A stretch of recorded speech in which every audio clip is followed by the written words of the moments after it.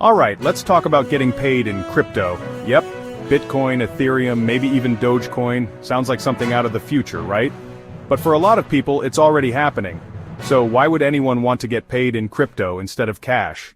Well, for starters, crypto payments can be pretty fast. No more waiting for your paycheck to clear, especially if you're working with clients from all over the world. Just a few clicks and boom, the money's in your wallet. Plus, you don't need a bank account, which is a huge deal for folks in places where banking isn't easy. But hold up, let's talk about how it actually works. First, you need a crypto wallet. It's like an app that stores your Bitcoin or Ethereum.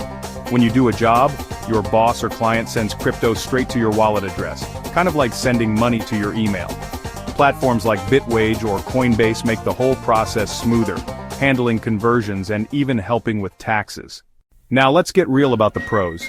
Crypto payments are borderless. You can get paid from anywhere. There are fewer fees, especially compared to wire transfers, and you get paid fast, even on weekends and holidays. Plus, if the price of your crypto goes up, your earnings could grow too. But, and this is a big but, there are some cons you gotta watch out for. Crypto prices can swing wildly. The $500 you got paid today could be worth $400 or $600 next week. Not every store or landlord accepts crypto, so you'll probably need to swap it back to dollars at some point, and that can mean extra fees. Plus, there's the tax side. Every time you get paid or cash out, you could owe taxes, so keeping records is a must.